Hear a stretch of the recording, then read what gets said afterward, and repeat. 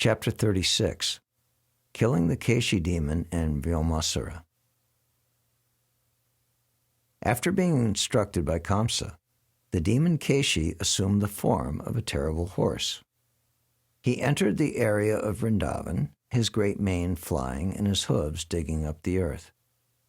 He began to whinny and terrify the whole world. Krishna saw that the demon was terrifying all the residents of Vrindavan with his whinnying and his tail wheeling in the sky like a big cloud.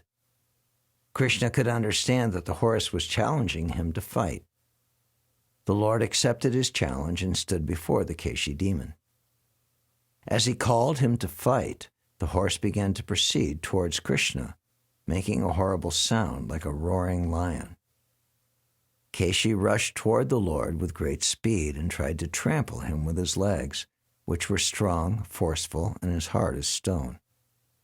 Krishna, however, immediately caught hold of his legs and thus baffled him. Being somewhat angry, Krishna began to move around the horse dexterously. After a few rounds, he threw him 100 yards away, just as Garuda throws a big snake. Thrown by Krishna, the horse immediately passed out. But after a while he regained consciousness and with great anger and force, rushed toward Krishna again, this time with his mouth open. As soon as Keshi reached him, Krishna pushed his left hand within the horse's mouth. The horse felt great pain because the hand of Krishna felt to him like a hot iron rod. Immediately his teeth fell out. Krishna's hand within the mouth of the horse at once began to inflate, and Keshi's throat choked up. As the great horse began to suffocate, perspiration appeared on his body, and he began to throw his legs hither and thither. As his last breath came, his eyeballs bulged in their sockets, and he passed stool and urine simultaneously. Thus the vital force of his life expired. When the horse was dead, his mouth became loose, and Krishna could extract his hand without difficulty. He did not feel any surprise that the Keshi demon was killed so easily, but the demigods were amazed, and out of their great appreciation they offered Krishna greetings by showering flowers. After this incident, Narada Muni, the greatest of all devotees, came to see Krishna in a solitary place and began to talk with him. "My dear Lord Krishna," he said, "you are the unlimited Supersoul, the supreme controller of all mystic powers, the Lord of the whole universe, the all-pervading personality of Godhead. You are the resting place of the cosmic manifestation, the master of all the devotees, and the Lord of everyone. My dear Lord, as the Supersoul of all living entities, you remain concealed within their hearts exactly as fire remains concealed in every piece of fuel. You are the witness of all the activities of the living entities, and you are the supreme controller within their hearts. You are self-sufficient. Before the creation, you existed, and by your energy you have created the whole material universe. According to your perfect plan, this material world is created by the interaction of the modes of nature, and by you they are maintained and annihilated. Although you are unaffected by all these activities, you are the supreme controller eternally. My dear Lord, you have invented yourself on the surface of this world just to kill all the so-called kings who are actually demons. These hobgoblins are cheating people in the dress of the princely order. You have invented yourself to fulfill your own statement that you come within this material world just to protect the principles of religion and annihilate unwanted miscreants. My dear Lord, I am therefore sure that the day after tomorrow I shall see demons like Chanura, Mushtaka, and the other wrestlers and elephants, as well as Kamsa himself, killed by you. And I shall see this with my own eyes. After this, I hope I shall be able to see the killing of other demons, like Shanka, Yavana, Mura, and Narakasura. I shall also see how you take away the Parijata flower from the kingdom of heaven, and how you defeat the king of heaven himself. My dear Lord, Narada Muni continued, I shall then be able to see how you marry princesses, the daughters of chivalrous kings, by paying the price of Kshatriya strength.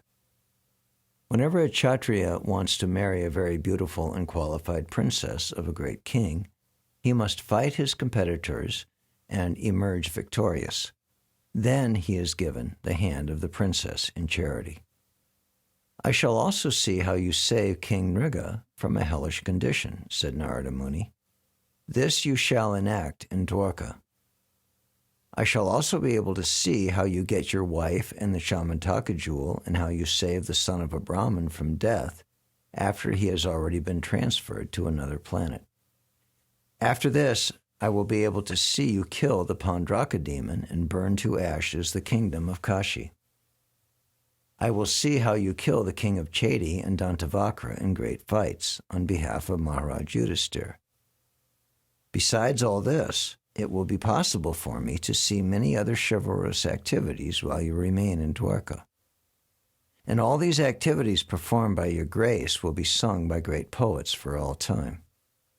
And at the battle of Kurukshetra, you will take part as the chariot driver of your friend Arjuna, and as the invisible death incarnation, eternal time, you will vanquish all belligerents assembled there. I shall see a large number of military forces killed in that battlefield. My Lord, let me offer my respectful obeisances unto your lotus feet. You are situated completely in the transcendental position in perfect knowledge and bliss. You are complete in yourself and are beyond all desires. By exhibiting your internal potency, you have set up the influence of Maya. Your unlimited potency cannot even be measured by anyone. My dear Lord, you are the supreme controller. You are under your own internal potency, and it is simply vain to think that you are dependent on any of your creations. You have taken birth in the Yadu dynasty or the Vrishni dynasty. Your advent on the surface of the earth in your original form of eternal blissful knowledge is your own pastime.